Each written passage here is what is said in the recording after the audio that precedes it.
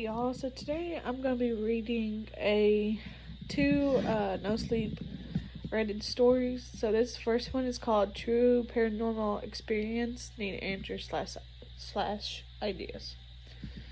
So before this event, I was an atheist and did not believe in paranormal phenomenons.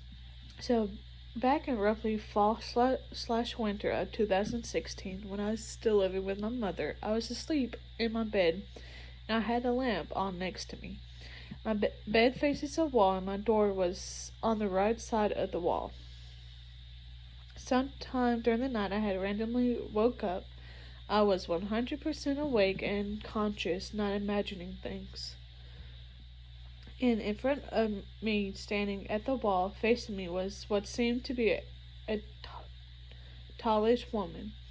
I'm pretty blind without my glasses, so I couldn't make out what she looked like.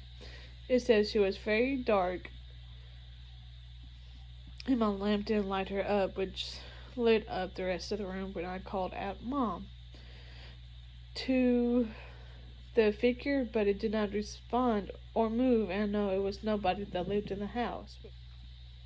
So I was freaked out with no response, and I turned my head onto my pillow and closed my eyes for maybe a minute.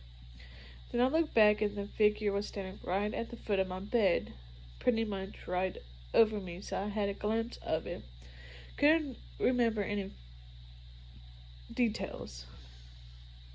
Then I put my head right back onto my pillow and fell asleep quite fast, surprisingly. Then I woke up normally in the morning and everything was usual. I don't know what I saw that night, but I have thought about almost every day and night for the past 6 years. I don't know what I saw that night, but I have thought about almost every day and night for the past 6 years, and nothing has happened since. That horrified me that much, and I still have no answers to what it might have been or if it did anything to me. I asked for any and all explanations for this frightening occurrence. So that was the first one. I don't really have any ideas because, if it only happened like one time, it could have just been just a like spirit walking past. Oh, well, not walking past, but like coming and going, I guess. That's how some people say it as. But yeah, that one wasn't a long story at all. So, yeah, let's move on to this next one. I think this next one's gonna be a little bit longer. If you hear like an steaming noise in the background, it's because I'm cooking a Boston bun in my air cooker pressure. That's what it's called. Slow cooker, that's what it is. Alrighty. So it said, I just matched with my dead wife on Tinder. I had normally swiped left so many times in a row I almost missed it. I wish I had. My wife Allison had been dead for 2 full years, yet there she was on Tinder, smiling at me, in a photo I had never seen, looking older than she did when she passed. All of the air went out of the room. I skimmed the rest of her profile. There was no writing, but 3 other pictures of my dead wife I'd never seen before, including one with the Statue of Liberty behind her, even though I knew she had never been to New York City, at least to my knowledge. The profile had the right name, the right actor for if my wife had just kept living after July 2020, but her location was 9 miles away. I swiped right and breathed for the first time in nearly 2 minutes. I struggled to sleep for the next 48 hours, never getting a match. Ready to message Tinder and tell them someone was impersonating my beloved dead wife on their app and did some kind of magical Photoshop to put her in pictures that never existed. The match came at 3:33 a.m. Lighting up my phone, I was already awake. The match came with a message Just a simple hey. The absolute worst in any situation, let alone this one. I mashed the letters on my phone as hard and as fast as I could. Who is this? Why are you doing this? And where did you get these pictures of my wife? She died of cancer 2 years ago, you monster. I had to wait for another 24 hours before I got an answer. It came in the middle of the night again. Derek, I miss you. I'm sorry for what happened. That was it? Sorry for what? She died of natural causes. She in no way could have controlled. And was I supposed to believe that my dead wife's spirit decided to inhabit a Tinder profile and hit me up on it? I got another message as these thoughts ran through my head. Are you home? What? What the fuck? I got another answer before I could form my opinion. I'm outside. My blood ran cold. Something rattled in the darkness of my kitchen, and I jumped up and readied myself in bed, then realized it was just ice dripping in the ice maker in the freezer. Another message. Holy shit. Let me in, please. Fuck, fuck, fuck, fuck. What? What? Someone had to be fucking with me.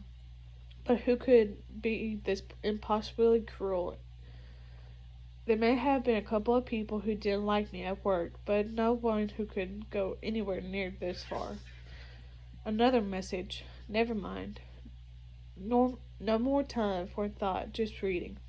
Never mind, I got in. I heard the front door of my house close, and I tightened up in my bed. I started to write back. Why? I'm a dumbass. I don't know. Another message rang, and before I could shoot mine off. You're on Tinder too soon, Derry.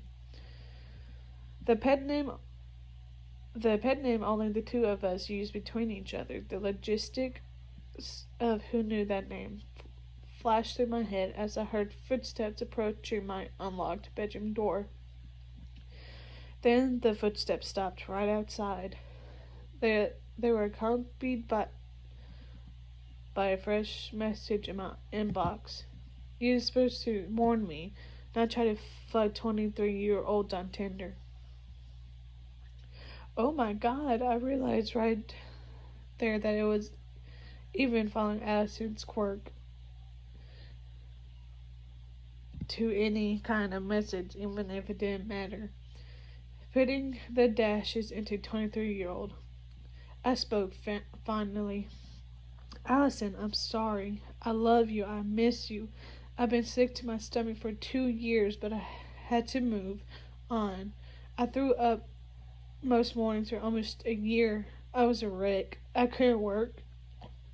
I couldn't do anything, but I'm finally starting to put it together. I pleaded into the wood of my bedroom door. My throat went dry. I couldn't speak anymore, too choked up. Just like that.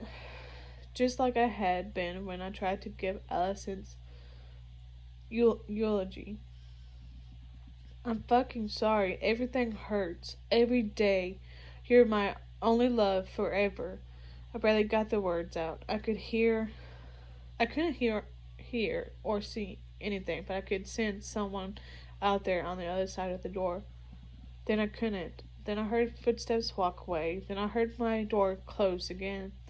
I checked the app. I had a message waiting for me. Okay, goodbye, XO. I felt like my spine tried to climb out of my body. My entire being went numb. I couldn't feel anything other than an odd, disconnected pain.